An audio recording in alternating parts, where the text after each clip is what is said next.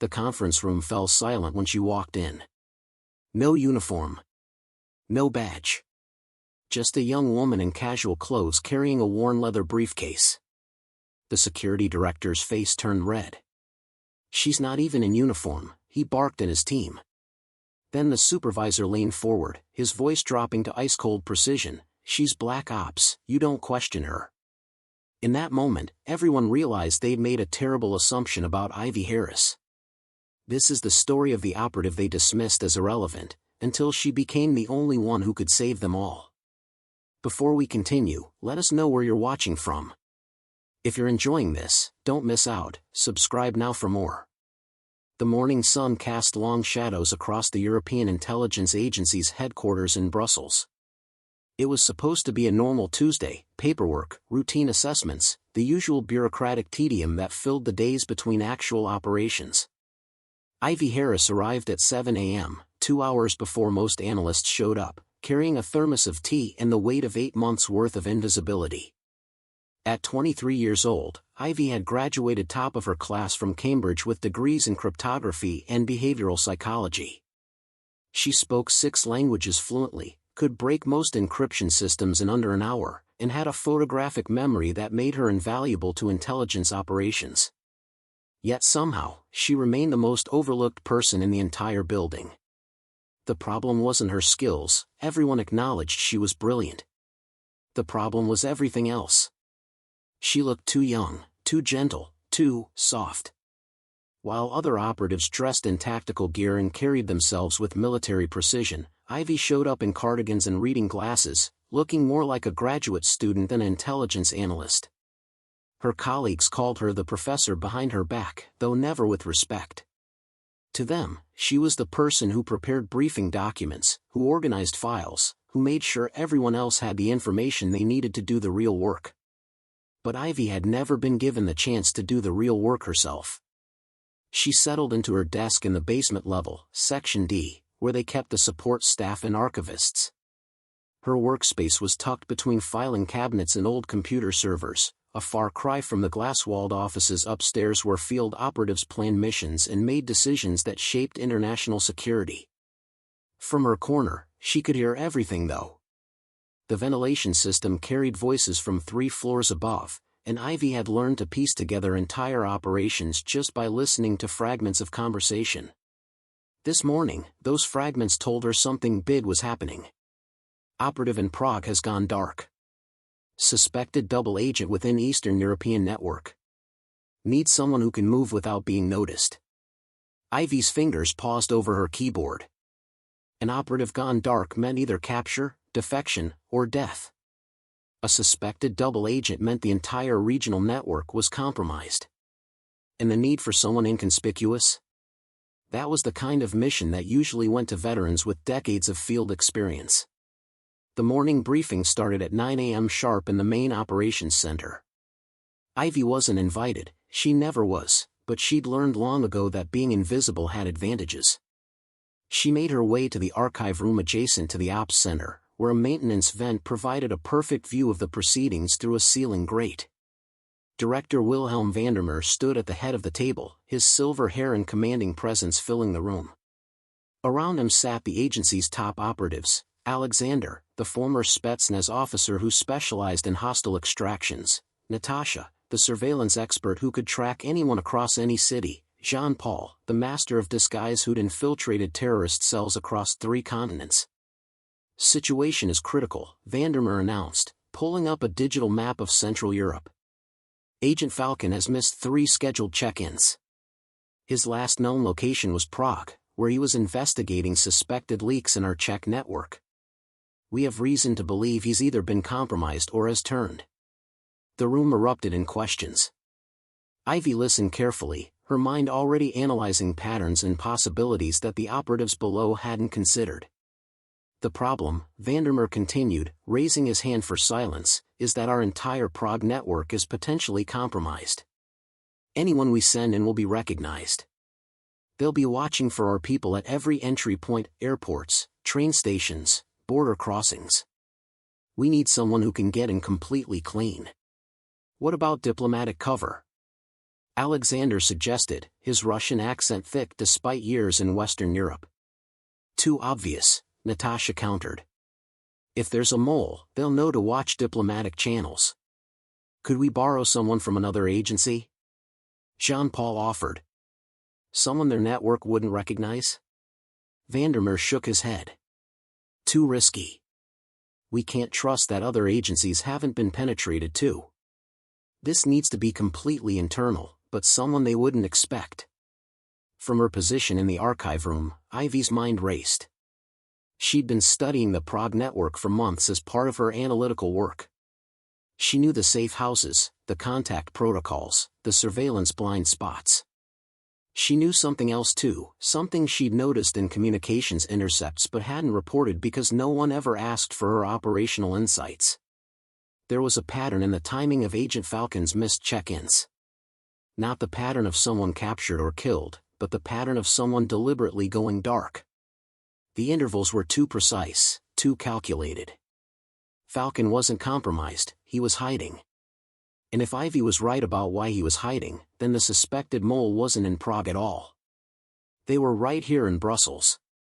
The briefing continued for another hour, with various proposals and counterproposals. Finally, Vandermeer made his decision.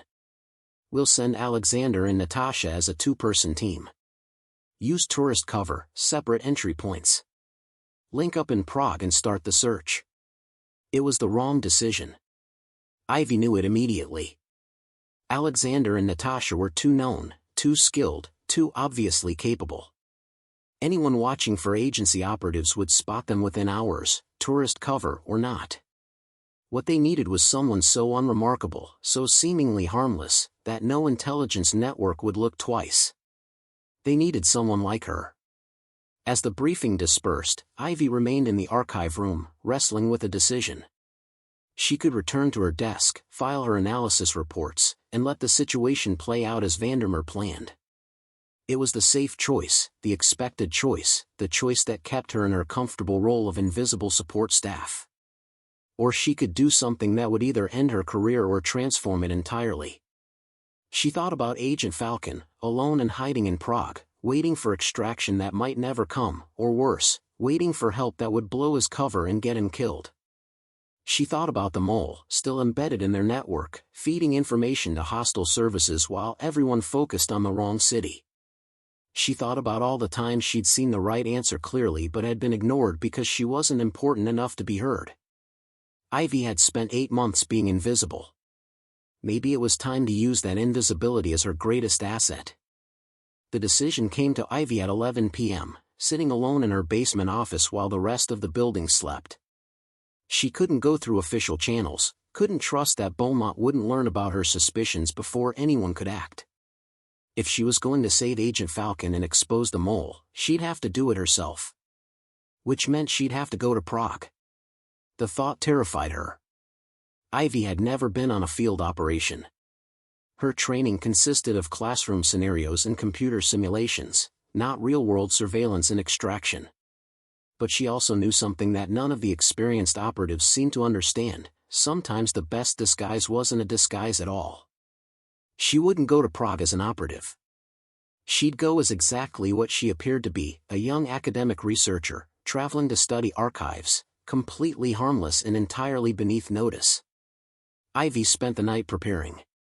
She used her own credentials to book a train ticket to Prague, departing the next morning. No covert travel arrangements, no false documents.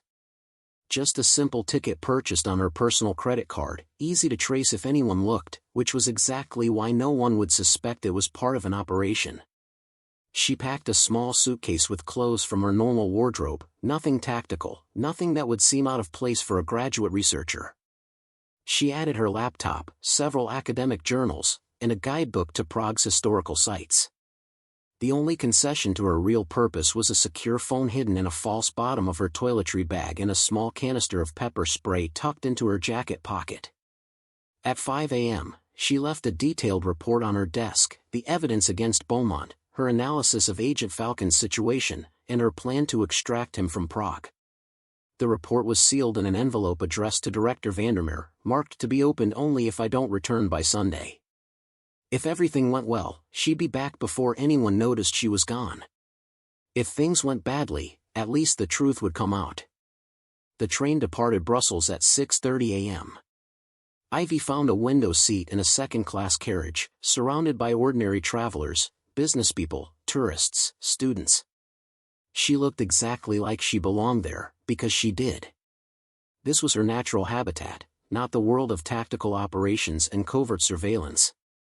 As the Belgian countryside rolled past her window, Ivy reviewed everything she knew about the Prague situation. Agent Falcon's last communication had mentioned a meeting with a source near the Charles Bridge. That was 12 days ago. Since then, silence. But the pattern of his check-in failures suggested he was following emergency protocol, going completely dark until extraction or until he deemed it safe to resurface. The question was, where would he hide? Ivy had studied Falcon's file extensively. Victor Kraus was his real name, a Czech native who'd been recruited by European intelligence 15 years ago. He knew Prague intimately, knew its history, its hidden spaces, its forgotten corners. If he needed to disappear in his own city, he'd go somewhere with multiple exits, somewhere with crowds for cover, somewhere with historical significance that would give him options. The answer came to Ivy as the train crossed into Germany, the Strahov Library. It was one of Prague's oldest and largest libraries, a Baroque masterpiece that attracted tourists but also serious researchers. Victor could pose as an academic, blend into the scholarly crowd, and have access to multiple exit routes through the monastery complex. More importantly, the library's historical archives would give him a reason to be there day after day without raising suspicion. By the time the train pulled into Prague's main station that afternoon, Ivy had a complete plan. She'd check into a modest hotel near the Old Town, spend the evening establishing her cover as a researcher, and approach the Strahov Library the next morning. If Victor was there, she'd make contact. If he wasn't, she'd use the library's resources to search for other possibilities. What she hadn't planned for was the man following her from the train station. Ivy noticed him as she collected her luggage, a lean figure in a gray jacket, standing near the platform exit with a newspaper he wasn't reading. She saw him again outside the station, maintaining a careful distance as she walked toward the taxi stand. And when she glanced back from her taxi as it pulled away, he was climbing into a car 2 vehicles behind. Her first instinct was panic. They knew. Somehow Beaumont had learned about her investigation, had sent someone to watch her or worse. But as the taxi wound through Prague's historic streets, Ivy forced herself to think rationally. If they wanted to stop her, they would have done it in Brussels. This felt more like surveillance than interception. Which meant either Beaumont was trying to figure out what she knew, or someone else entirely was interested in a young academic traveling to Prague. Ivy made a decision. Instead of going directly to her hotel, she asked the taxi to drop her at Wenceslas Square, one of Prague's busiest public spaces. If someone was following her, she'd know for certain. And if her suspicions about Victor's location were correct, making herself visible in tourist areas might actually help her make contact. She spent 2 hours wandering through the square and surrounding streets, stopping to admire architecture, browsing bookshops, acting every bit the curious tourist. The man in the gray jacket stayed with her, professional but not invisible. Ivy confirmed at least 2 other watchers as well, a woman with red hair who seemed to materialize wherever Ivy lingered, an older man who watched from various cafe windows along her route. 3 watchers meant this was serious. But it also meant they weren't sure about her yet. If they knew she was an operative, they'd have grabbed her already or simply eliminated her. They were following her because they suspected she might lead them to something or someone. Which meant she was on the right track about Victor. As evening fell and Prague's street lights flickered to life, Ivy made her way to her hotel, a small pension in the lesser town, across the river from the main tourist areas. She checked in under her real name, paid with her personal credit card, and made no attempt to hide her presence. The man in the gray jacket was visible through the pension's front window, settling in at a cafe across the street. In her room, Ivy sat on the narrow bed and took stock of her situation. She was in a foreign city with no backup, being surveilled by at least 3 hostiles, attempting to extract a missing agent while simultaneously trying to expose a mole in her own agency. She had no field experience, no weapon beyond pepper spray, and no clear plan beyond tomorrow's trip to the library. Any sensible person would abort the mission, contact Brussels, and wait for the professionals to handle it. But Ivy had never been sensible in the conventional way. She'd spent 8 months watching professionals make mistakes that her analytical mind could see clearly. She'd watched them overlook details, miss patterns, make assumptions based on experience rather than evidence. Sometimes the professional approach wasn't the right approach. Sometimes you needed someone who saw things differently. She pulled out her laptop and spent the evening doing what she did best, research and analysis. She mapped every entrance and exit of the Strahov Library complex. She studied the daily schedules, tourist flow patterns, security procedures. She researched the current exhibits and identified which areas would offer the best cover for a clandestine meeting. By midnight, she had a plan for tomorrow that accounted for 17 different contingencies. The 18th contingency, the one she hadn't planned for, was what would actually happen. Ivy slept restlessly, her dreams filled with shadowy figures and impossible choices. When her alarm buzzed at 6 a.m., she woke with a mixture of terror and determination. Today would either prove she'd been right to come to Prague, or it would end her career and possibly her life. She dressed in comfortable but professional clothes, dark jeans, a button-up shirt, a cardigan. Academic but practical. She added her reading glasses, more for the disguise than necessity, and pulled her dark hair into a simple ponytail. In the mirror, she looked exactly like what she was pretending to be, a young researcher, eager but harmless, someone no intelligence network would look at twice. Except someone was looking. As Ivy left the pension, she spotted the gray jacket immediately, now accompanied by the red-haired woman. They were being less subtle this morning, which worried her. Either they'd identified her as a threat, or they were trying to intimidate her into making a mistake. The morning was crisp and clear, sunlight breaking through clouds to illuminate Prague's spires and bridges. Under different circumstances, Ivy would have found the city beautiful. This morning, it felt like a maze with threats around every corner. The walk to Strahov Library took 30 minutes, winding up through narrow streets to the hilltop monastery complex. Ivy maintained her tourist persona, stopping occasionally to photograph buildings, consulting her guidebook, acting fascinated by historical plaques. Her watchers maintained their distance, confident they could track a lone woman through the predictable tourist route. What they didn't know was that Ivy had memorized every turn, every alley, every possible escape route. She wasn't wandering, she was preparing. The Strahov Library complex sprawled across the hilltop, its Baroque domes and ancient walls commanding views of the city below. Ivy paid her entrance fee, collected a visitor badge, and stepped into the Theological Hall, an impossibly grand space with ceiling frescoes and floor-to-ceiling shelves containing thousands of ancient volumes. And there, standing before a display of medieval manuscripts, pretending to study a Latin text, was Agent Victor Falcon. Ivy recognized him immediately from his file photos, though he'd aged considerably in the past year. He wore civilian clothes and a professor's beard, but his eyes, constantly scanning, always alert, betrayed his training. He didn't look at Ivy as she entered, gave no sign of recognition. But when she moved to the display case adjacent to his, she heard his voice, barely above a whisper, "You're being followed. 3 hostiles. You've led them straight to me." Ivy's heart hammered against her ribs, but she kept her eyes on the medieval manuscript in front of her, forcing her voice to remain steady. "I know. I let them follow me. They're not watching you, they're watching me to see if I lead them to you." Victor's hand paused over the display case. "Who sent you? This doesn't follow extraction protocol." "No one sent me. I came on my own." Ivy adjusted her reading glasses, using the movement to scan the room. Gray Jacket had entered the hall, positioning himself near the exit. Red Hair was browsing books near the entrance. "There's a mole in Brussels. Deputy Director Beaumont. He's the one who compromised your network." The silence stretched for 3 heartbeats.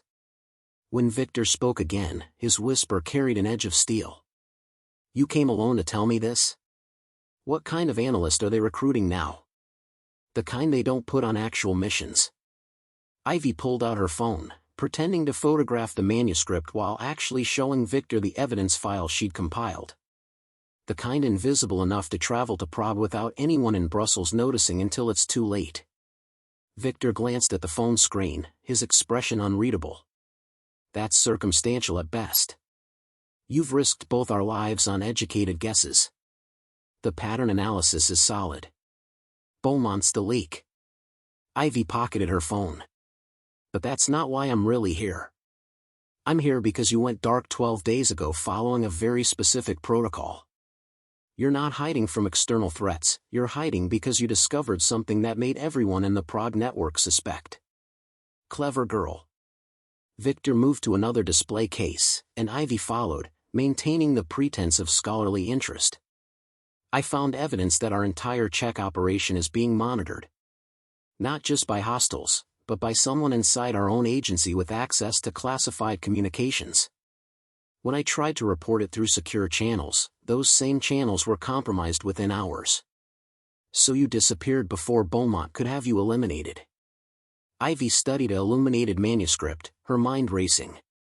The question is, how do we get you out when the people following me are probably Beaumont's assets? We don't. Victor's voice was grim. You leave Prague immediately. Go back to Brussels, report what you know through channels that bypass Beaumont, and let proper operatives handle extraction. By the time proper operatives arrive, you'll be dead or disappeared. Ivy finally turned to look at Victor directly, abandoning pretense. Those 3 watchers aren't just surveillance. They're waiting for confirmation that I've made contact with you. Once they have it, they'll move on both of us.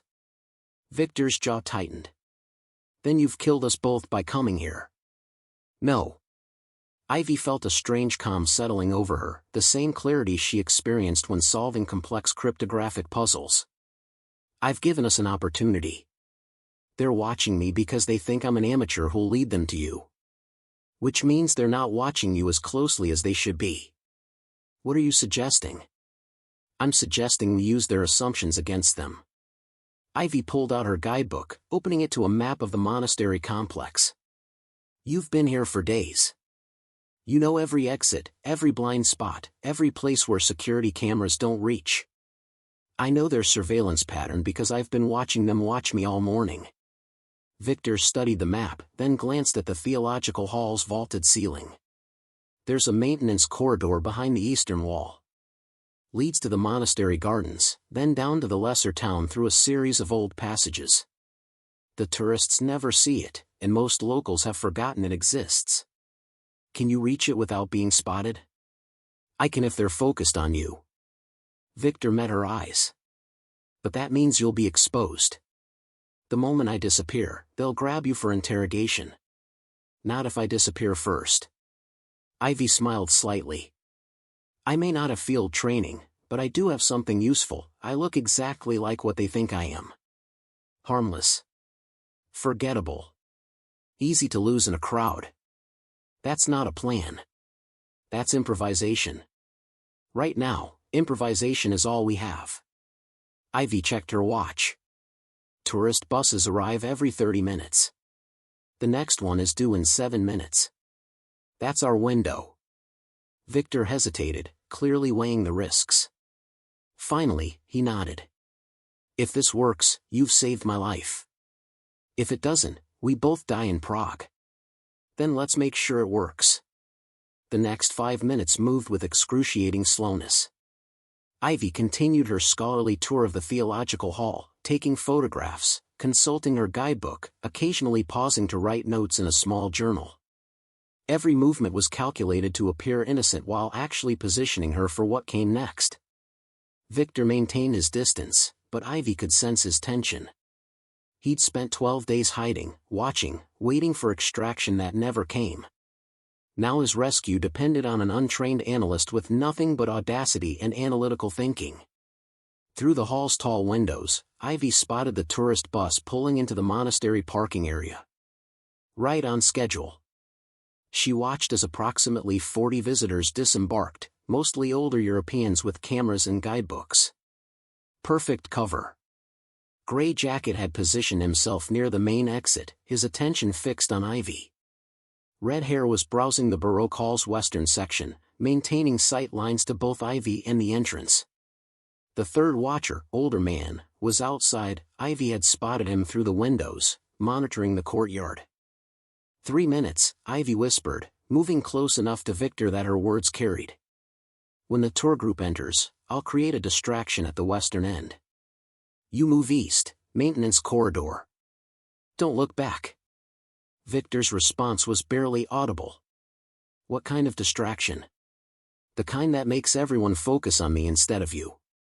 Ivy moved toward the western hall as the tour group began filing into the library, their guides speaking in rapid German about Baroque architecture and medieval manuscripts. The timing had to be perfect. Too early, and Victor wouldn't have enough cover to reach the maintenance corridor. Too late, and the watchers would realize something was wrong. Ivy waited until the tour group clustered around a particularly ornate display case, their guide gesturing enthusiastically at ceiling frescoes. Then she moved quickly past Red Hair, deliberately bumping her shoulder and sending the woman's coffee tumbling to the floor. Oh my God, I'm so sorry. Ivy dropped to her knees, her guidebook and journal scattering across the marble floor. I wasn't watching where I was going, let me help clean this up. Red Hair swore in check, trying to step back from the spreading coffee pool. The commotion drew immediate attention from nearby tourists and, more importantly, from Gray Jacket at the opposite end of the hall. He started moving toward them, concerned his asset was compromised. In the confusion, Ivy caught a glimpse of Victor slipping behind a bookshelf near the eastern wall. Then he was gone, disappeared into shadows and forgotten passages. I'm so clumsy, Ivy continued, making a show of gathering her scattered belongings while simultaneously blocking Red Hair's movement. Please, let me buy you another coffee. Just go, Red Hair snapped, her eyes scanning the hall with sudden urgency. She'd lost sight of Victor. Ivy stood slowly, apologizing profusely as she backed toward the tour group. Gray Jacket had reached them now, speaking to Red Hair in rapid check. Through the windows, Ivy saw the older man entering the building, summoned by some unseen signal. They'd realized something was wrong. But Ivy had planned for this. She melted into the German tour group, keeping her head down, her cardigan and dark hair making her blend with several other young women in the crowd. The guide was leading them toward the philosophical hall, explaining the history of Enlightenment thought in Bohemia. Gray Jacket pushed through the group, searching faces. He locked eyes with Ivy for a moment, and she saw the recognition there, but also confusion. Was she still a target if Victor had disappeared? Had she been Victor's contact, or just an unfortunate tourist who'd stumbled into their surveillance operation? The uncertainty bought her precious seconds. The tour group moved as a unit into the philosophical hall, and Ivy moved with them, staying in the center of the crowd. Through another window, she saw Red Hair and the older man heading toward the eastern wing, searching for Victor in the most obvious direction. They wouldn't find him. By now, he'd be deep in the maintenance corridors, working his way down toward the lesser town through passages that predated modern surveillance. But Ivy still had to escape. The watchers might have lost Victor, but they definitely knew her face now. And once they regrouped, they'd come looking for answers.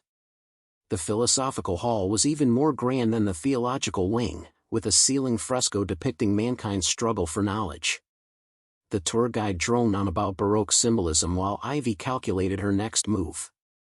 There were 3 exits from this hall, the main entrance they'd used, a side door leading to administrative offices, and emergency exits on the eastern wall. Gray Jacket was blocking the main entrance. The side door would be locked and monitored. That left the emergency exits. Ivy had studied the building plans last night. Those emergency exits led to an outdoor staircase connecting to the monastery gardens, the same gardens Victor would be passing through on his way to the lesser town passages. If she could reach those stairs, she could disappear into Prague's maze of streets and alleys. But triggering an emergency exit would set off alarms, drawing security and potentially trapping her. Unless she found another way. The philosophical hall's emergency exit protocols were designed for fire safety, not security. Ivy had noticed this detail in her research, a consequence of the building's historical status. Opening the doors triggered alarms, but those alarms only alerted monastery staff, not external security services. Which meant she had approximately 90 seconds between triggering the alarm and monastery guards responding. Ivy edged toward the eastern emergency exit while the tour guide discussed Enlightenment philosophy. Gray Jacket was still scanning the crowd, but his attention was divided now. He was receiving updates through an earpiece, probably about the search for Victor. Through the tall windows, Ivy spotted red hair and the older man circling back toward the main building. They'd lost Victor's trail and were regrouping. She had maybe 2 minutes before all 3 watchers coordinated a systematic search. Now or never. Ivy waited until the tour guide gestured toward the ceiling fresco, directing the entire group's attention upward. In that moment of coordinated distraction, she moved swiftly to the emergency exit and pushed the bar. The alarm shrieked through the ancient halls.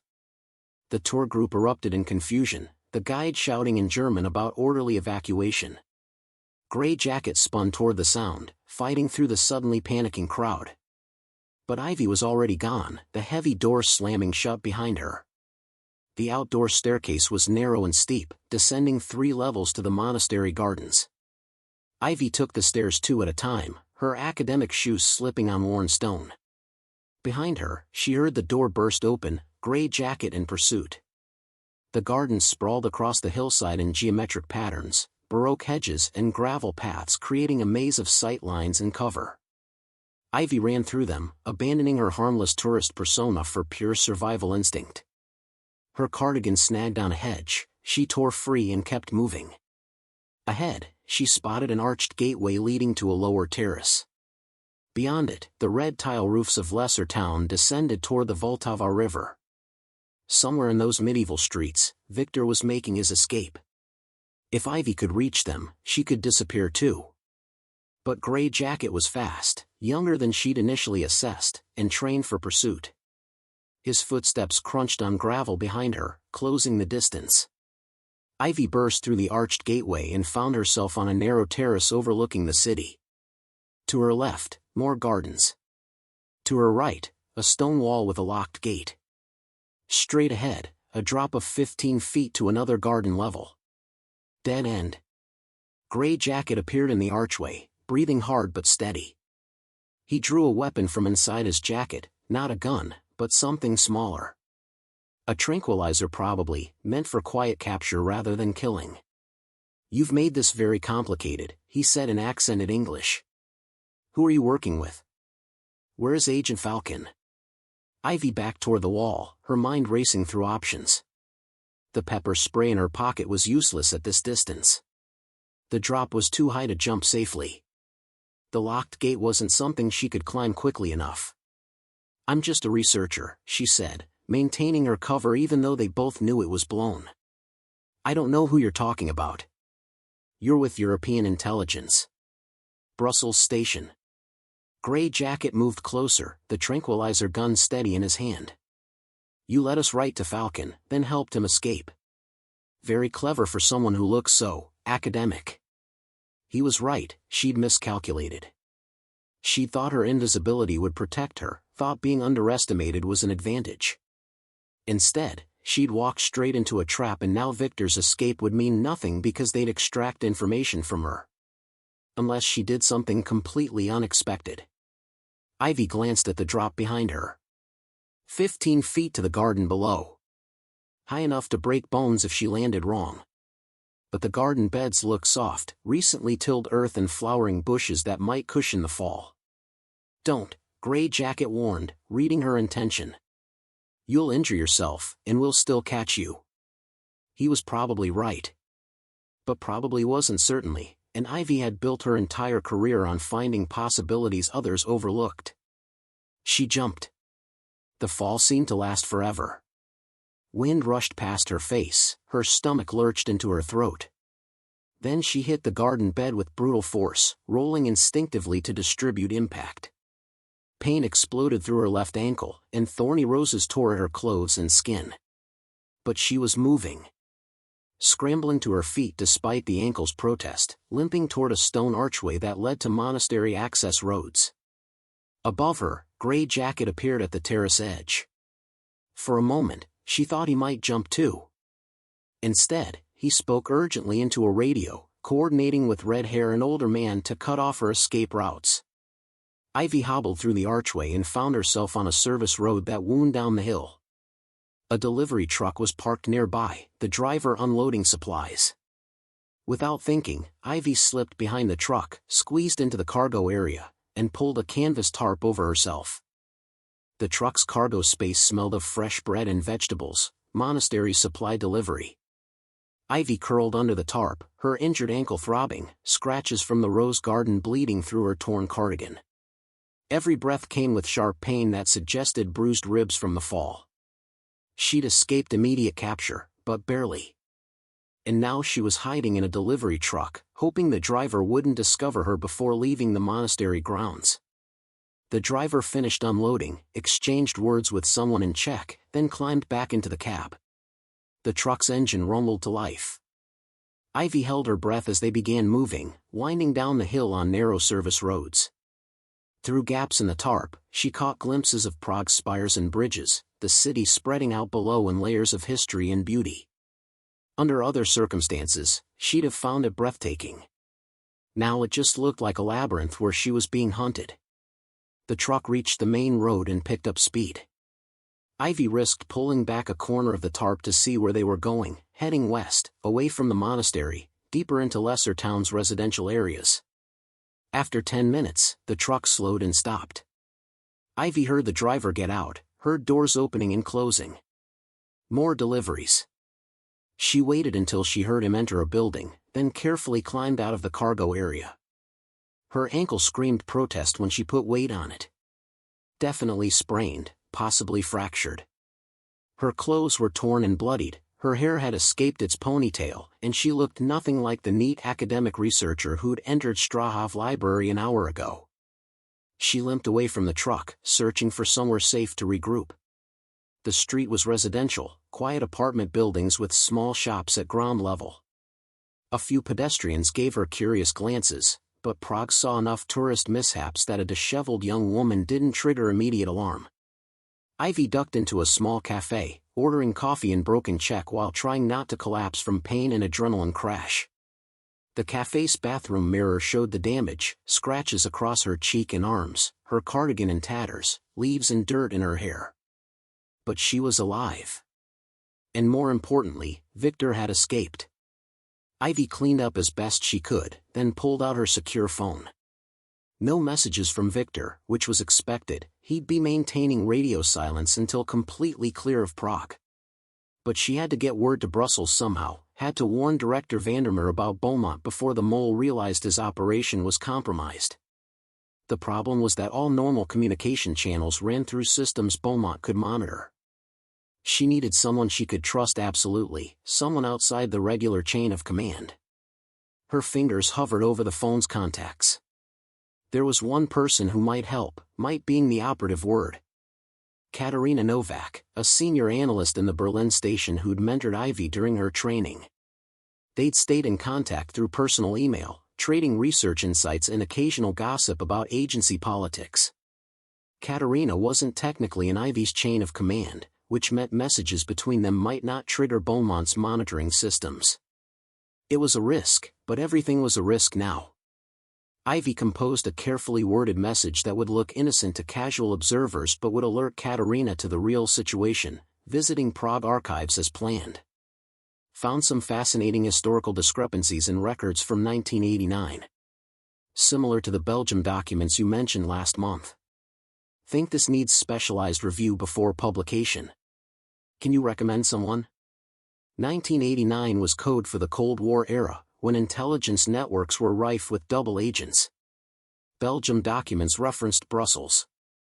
Specialized review meant internal investigation. Anyone in intelligence would understand the implication. She sent the message, then powered down the phone. Keeping it active would allow location tracking. Now she needed to decide her next move. Victor had escaped through the monastery passages, heading toward whatever safe house he'd arranged during his 12 days underground. He'd eventually make contact with Brussels through secure channels, would corroborate Ivy's evidence against Beaumont. But that could take days, and Beaumont's people were actively hunting her right now. Grey Jacket and his team would have reported her escape. They'd be watching train stations, bus terminals, airports, every obvious exit from Prague. Ivy's original plan had been simple: make contact with Victor, return to Brussels, present her evidence. Now that plan was in pieces, along with her ankle and her academic disguise. She needed a new plan. Something unexpected. Something that used her strengths instead of trying to compensate for her weaknesses. The answer came as she sipped her coffee, watching Prague residents go about their normal day. She'd come to Prague as an invisible analyst, someone beneath notice. That identity was burned now. Beaumont's team had her face, knew she was intelligence. But there were other ways to be invisible. Other identities that could hide her in plain sight until she could safely leave Prague. Ivy pulled out her laptop and began searching local accommodation sites. Not hotels, they'd require ID and could be monitored. She needed something more informal, something in Prague's growing digital nomad and student traveler community. Within 20 minutes, she'd found a short-term room rental in a shared apartment in Žižkov, an edgy neighborhood known for its bars and artistic community. The landlord accepted payment through digital transfer, asked no questions about identification, and confirmed immediate availability. Perfect. The Žižkov district felt worlds away from the Baroque grandeur of Strahov Monastery. Ivy limped through streets covered in colorful graffiti, past dive bars and vintage shops, blending into a neighborhood where unconventional appearances were the norm. Her torn clothes and disheveled hair made her look like just another artist recovering from a long night, not an intelligence analyst on the run. The apartment was on the 4th floor of a converted industrial building. No elevator. Ivy climbed the stairs slowly, each step sending jolts of pain through her injured ankle. By the time she reached the right floor, she was sweating and dizzy. The landlord, a Czech woman in her 30s with pink hair and multiple piercings, barely glanced at her. "You're the one who messaged about the room? Payment went through, so here's the key. Shared kitchen, shared bathroom. Wi-Fi password is on the fridge. Don't be loud after midnight." "Thank you," Ivy managed. "You look terrible. There's a pharmacy 2 blocks south. They sell crutches." The woman handed over a key and disappeared back into her own unit. Ivy's room was small but clean, a single bed, a desk, a window overlooking the neighborhood's chaotic rooftops. She locked the door, collapsed onto the bed, and finally allowed herself to assess the full damage. Her ankle was swollen to twice its normal size, already turning purple. The scratches from the rose garden weren't deep but needed cleaning. Her ribs ached with every breath. She'd pushed herself hard, and her body was demanding payment. But she was safe. For now. Ivy forced herself back to her feet and hobbled to the pharmacy. Using her limited check and helpful hand gestures, she purchased bandages, antiseptic, painkillers, and a basic ankle brace. The pharmacist recommended crutches, but Ivy settled for an elastic support bandage. Crutches would make her too memorable. Back in the apartment, she spent an hour treating her injuries and cleaning up properly. The hot shower felt like heaven, washing away dirt and blood and the residue of adrenaline. When she finally looked in the mirror again, she saw someone different from the academic analyst who'd left Brussels yesterday. She saw someone who'd survived. Her secure phone buzzed, a response from Katerina in Berlin. The message was brief: "How fascinating. I know an expert in Cold War archives who might help. He'll be in touch soon. Stay safe." Relief flooded through Ivy. Katerina understood. She'd initiated an internal investigation through channels Beaumont couldn't easily monitor. Help was coming. But soon in intelligence terms could mean hours or days. Until then, Ivy was on her own. She spent the evening doing what she did best: research and analysis. Using the apartment's Wi-Fi and several layers of encryption, she accessed public databases and open-source intelligence. She couldn't risk logging into agency systems, but there was a surprising amount she could learn from publicly available information. She traced Beaumont's recent travel patterns through social media posts and conference announcements. She cross-referenced them with known intelligence failures and compromised operations. The pattern was damning. Everywhere Beaumont went, operations collapsed within weeks. How had no one noticed this before? The answer was depressingly simple. Beaumont was senior enough, trusted enough, that no one thought to look at him as a suspect.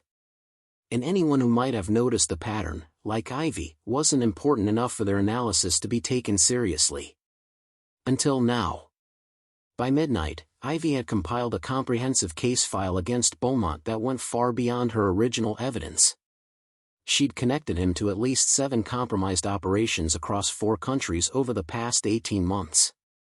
The evidence was still circumstantial, but the pattern was undeniable. She encrypted the file and sent it to Katerina through a secure channel, then destroyed the encryption keys. If Beaumont's people found her now, they'd find nothing useful on her devices. Her phone buzzed again. This time, an unknown number with a Berlin country code. The expert has reviewed your findings. Very compelling. Can you remain secure for 48 hours? Resources being mobilized. 48 hours. 2 days hiding in Prague while agency investigators built a case against Beaumont. 2 days hoping that Victor made it safely out of the country. 2 days praying that Gray Jacket and his team didn't find her. Ivy typed back, secure for now. Will maintain position. What about the primary source? Meaning Victor. The response came quickly, primary source confirmed safe. Extraction in progress through alternate channels. Focus on your own security. Victor was alive. He'd made it through the monastery passages and found help. Whatever happened to Ivy now, at least she'd accomplished her primary mission. The next morning, Ivy woke to sunlight streaming through the apartment window and pain radiating through every muscle. Her ankle had stiffened overnight, and her bruised ribs protested each breath. She'd survived yesterday's chaos, but recovery would take time she might not have. She forced herself through basic exercises, gentle stretches, careful movement to prevent the ankle from completely seizing up. The apartment's shared kitchen was empty at 6 a.m., giving her privacy to make coffee and toast while planning her next 48 hours.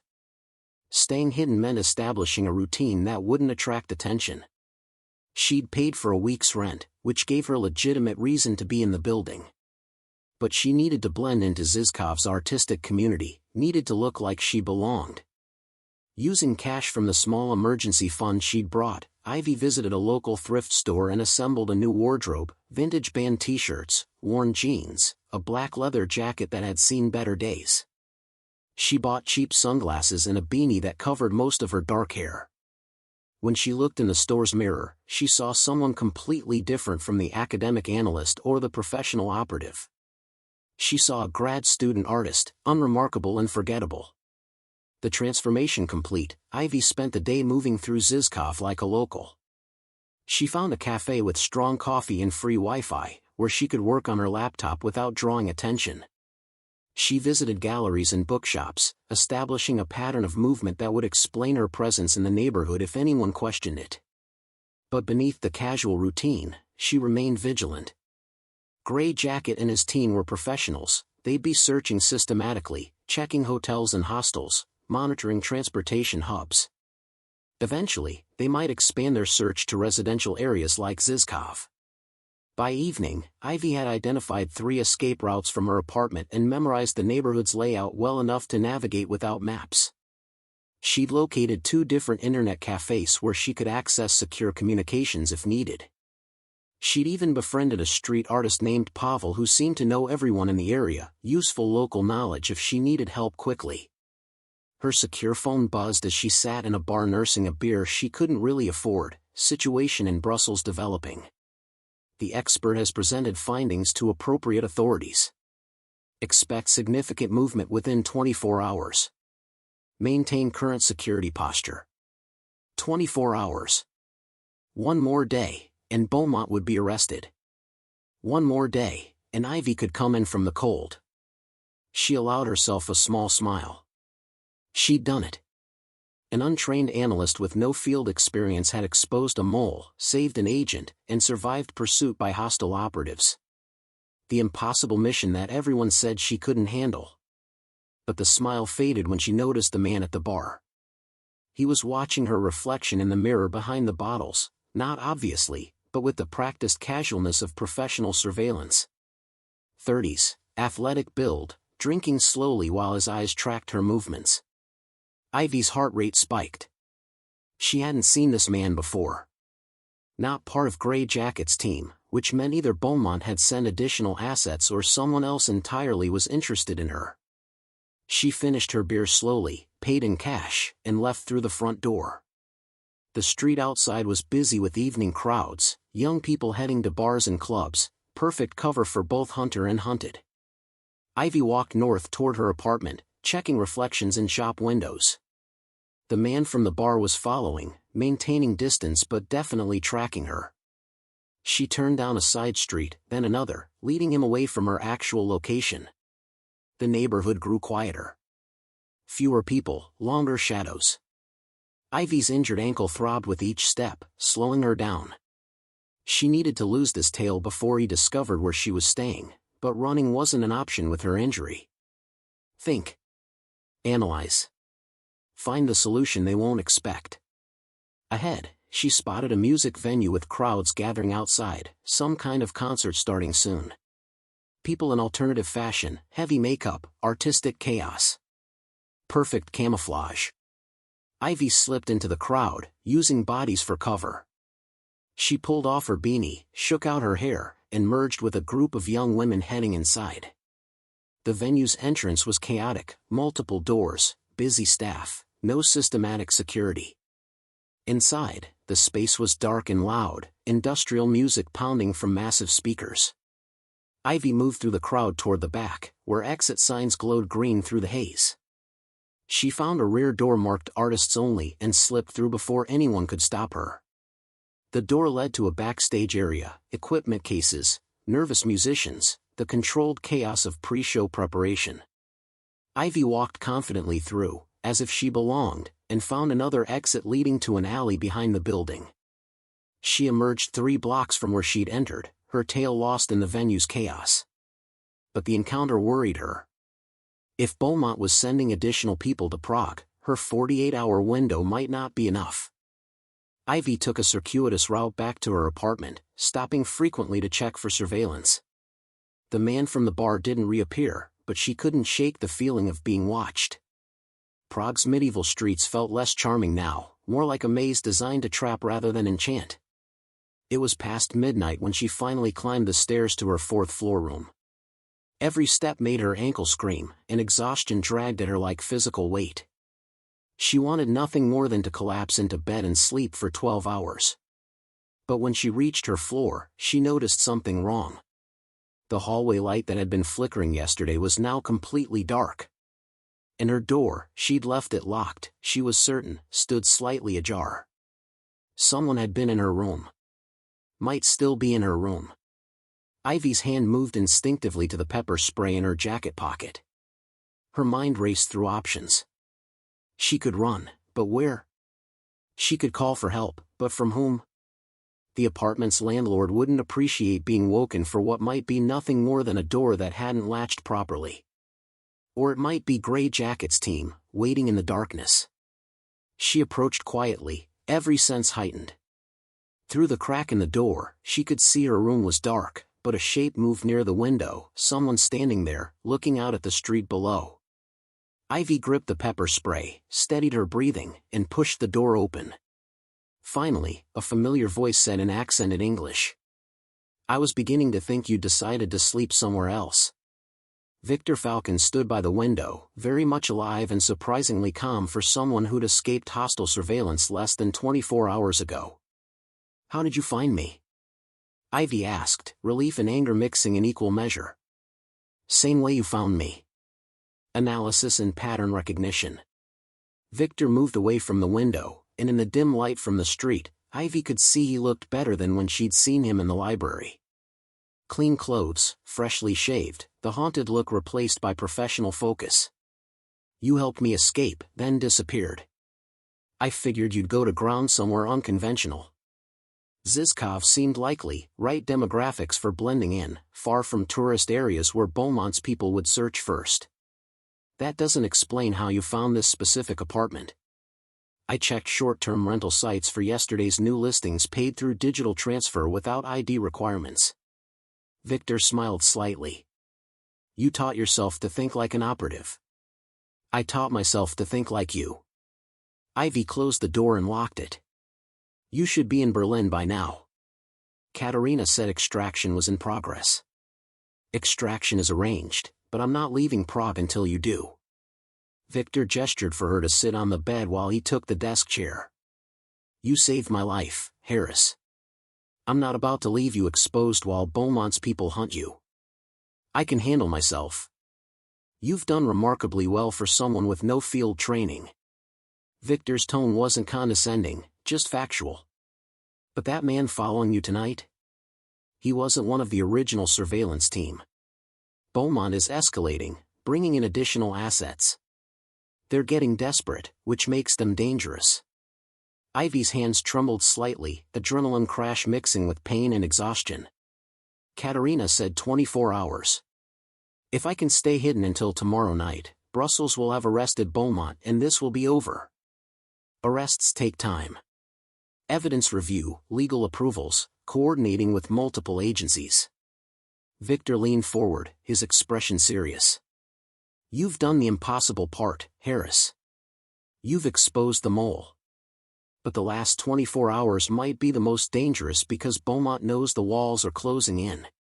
So what do you suggest? I suggest we leave Prague tonight.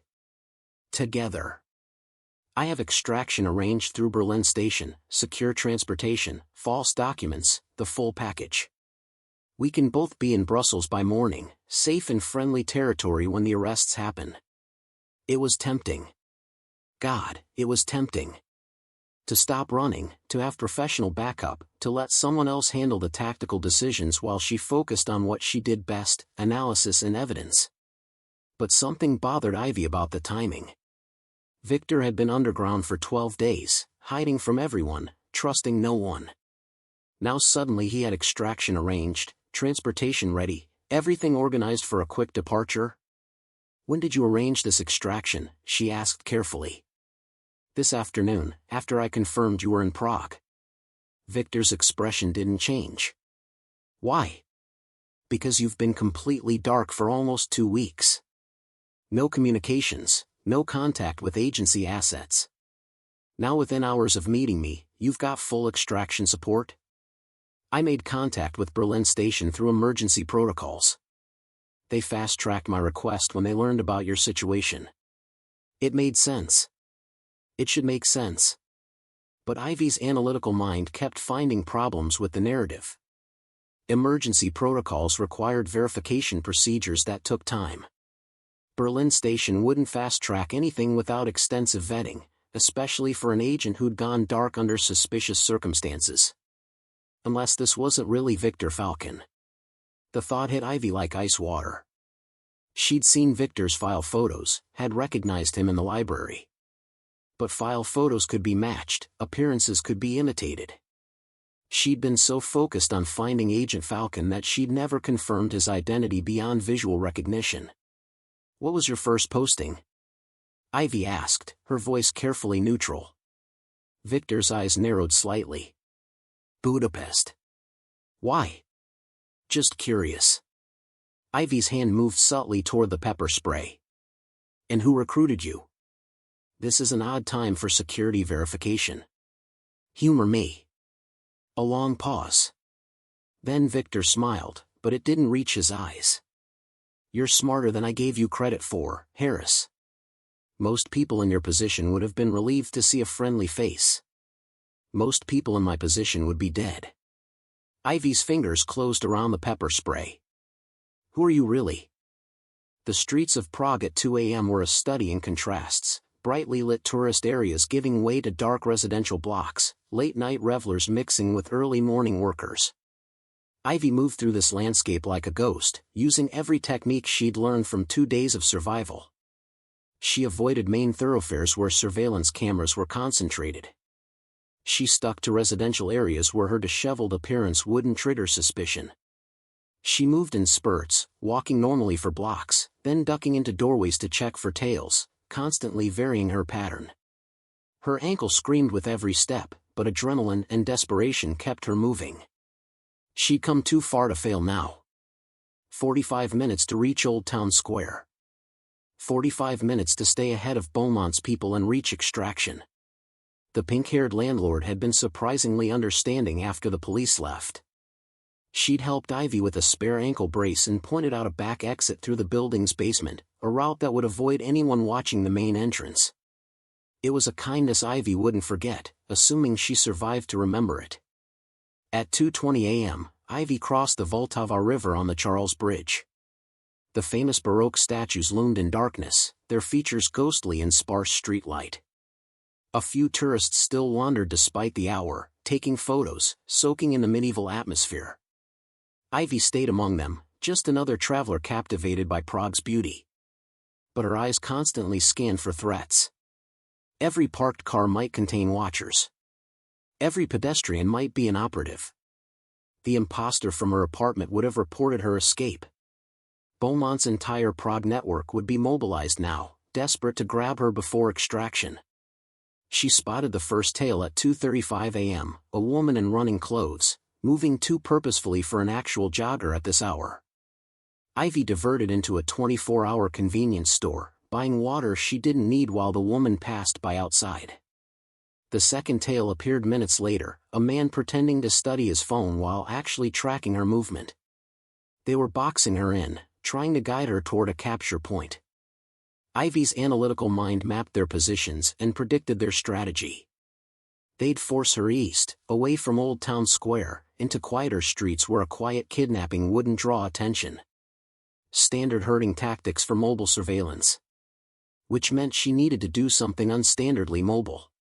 At 2:45 a.m., with 15 minutes until extraction and 6 blocks from Old Town Square, Ivy made her move. She flagged down a taxi, something professionals avoided because it created records and limited escape options. But that was exactly why they wouldn't expect it. Old Town Square, she told the driver in broken Czech. Fast, please. Meeting friends. The taxi pulled into traffic. Through the rear window, Ivy watched 2 figures scramble toward parked vehicles, trying to follow.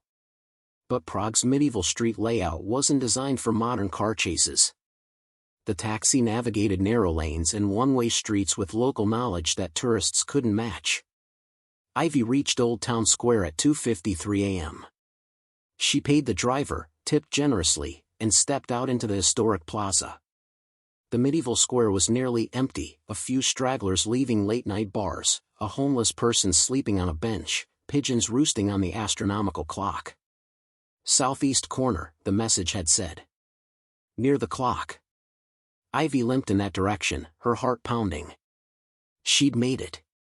Against all odds, with no training and minimal resources, she'd survived long enough to reach extraction. A black SUV with diplomatic plates sat idling near the designated corner. As Ivy approached, the rear door opened. A woman in her 50s stepped out, silver hair, professional bearing, an expression that mixed relief and respect. Ms. Harris. I'm Deputy Director Christina Holst from Berlin Station. She gestured toward the vehicle. Let's get you somewhere safe. We have a great deal to discuss. Ivy climbed into the SUV, her body finally relaxing as the door closed. The vehicle pulled away from Old Town Square, heading toward what she hoped was safety. Victor, she asked. The real one? Secured in Berlin. He sends his thanks. Holst handed her a bottle of water and a first aid kit. You should know that your evidence against Beaumont triggered arrests 2 hours ago. Brussels headquarters, simultaneous raids on his residence and office. He's in custody, along with his network contacts. The words took a moment to sink in. It was over. Actually over. The mole was exposed, Victor was safe, and she'd survived. What happens now? Ivy asked quietly. Holst smiled. Now we figure out what to do with an analyst who just executed an unauthorized field operation that senior operatives said was impossible. 3 weeks later, Ivy stood in a conference room at European Intelligence Agency headquarters, facing the same senior operatives who'd once dismissed her as irrelevant support staff. But everything had changed. Director Vandermeer sat at the head of the table, his expression unreadable. Alexander was there, looking grudgingly impressed. Natasha studied Ivy with new respect. Jean-Paul actually smiled at her, a first. Ms. Harris, Vandermeer began, you violated protocols, exceeded your authority, and conducted an unauthorized operation in foreign territory. Ivy kept her expression neutral. Yes, sir. You also exposed a senior mole, saved Agent Falcon's life, and demonstrated operational capabilities that our assessment procedures completely missed. Vandermeer leaned forward. The question is what we do with you now. Sir, if I may, Alexander spoke up, his Russian accent thick. Harris accomplished in 2 days what our entire Prague network couldn't do in 2 weeks. Maybe we should stop questioning her and start learning from her. Agreed, Natasha added. She thought like an analyst but acted with operational courage. That's a rare combination. Vandermeer nodded slowly. Which brings us to an unusual proposal. We're creating a new position, a hybrid role combining analytical expertise with field capability. Someone who can move between both worlds, who can think strategically while operating tactically. He slid a folder across the table to Ivy. The position reports directly to me. You'd receive full field training while maintaining your analytical responsibilities. You'd handle cases that require both skill sets, the ones that don't fit traditional operational profiles. Ivy opened the folder, scanning the job description. It was everything she'd wanted: recognition, responsibility, the chance to use all her capabilities instead of being pigeonholed into support roles. There's one condition, Vandermeer continued. No more unauthorized operations. No more going off book because you think you know better than your superiors. You work within the system, or you don't work at all. Ivy thought about the past 3 weeks. The debriefings, the medical treatment for her ankle, the quiet conversations with Victor who'd thanked her properly once he returned to Brussels. She'd proven herself, but at significant cost: physical injury, career risk, and the weight of decisions that could have gone catastrophically wrong. I understand, sir, she said finally. But I need to know, if a similar situation arose, would my analysis be taken seriously? Would I be heard? Vandermeer met her eyes. You've earned the right to be heard, Harris. You've proven that sometimes the person everyone overlooks sees the clearest path forward. We won't make that mistake again. Then I accept. 6 months later, Ivy walked through Brussels headquarters with a new confidence. She wore professional clothes now, not quite uniform, but not quite civilian either. A hybrid appearance for a hybrid role. People nodded as she passed, some with respect, others with curiosity. She was no longer invisible. She'd completed the intensive field training that Alexander had warned would make her unauthorized cliff climbing look like a pleasant hike. She'd learned tactical driving, advanced surveillance, crisis negotiation, and a dozen other skills that transformed her from analyst who got lucky to operative who could handle complex situations. But more importantly, she'd kept her analytical mind. The ability to see patterns, to question assumptions, to find solutions others missed. That was her real strength, and now she had the authority and training to act on it. Her phone buzzed with a new assignment. Another case that didn't fit traditional profiles, another situation where analytical thinking combined with operational capability might make the difference. Ivy smiled and headed toward the briefing room. There was work to do, the kind of work where being underestimated was no longer a weakness but an advantage. Where looking harmless meant moving through situations others couldn't access. Where thinking differently was finally recognized as thinking better. She'd started as the analyst they never sent on missions. She'd become the operative they called when impossible was just another word for requires creative thinking. And as she entered the briefing room where senior operatives waited for her insights, Ivy Harris finally understood what she'd proven in Prague: sometimes the most dangerous operative is the one nobody sees coming until it's too late. The mission briefing began. Ivy listened, analyzed, and started planning her approach. Somewhere in Europe, someone was making a mistake, assuming that conventional solutions would work for unconventional problems. They were about to learn otherwise. Because Ivy Harris had spent 8 months being invisible, 12 days being hunted, and 3 weeks being retrained. Now she was ready to show the intelligence world what happened when you finally gave the overlooked person a chance to prove themselves. The answer was simple: they exceeded every expectation and redefined what was possible. Up next, you've got 2 more standout stories right on your screen. If this one hit the mark, you won't want to pass these up. Just click and check them out. And don't forget to subscribe and turn on the notification bell so you don't miss any upload from us.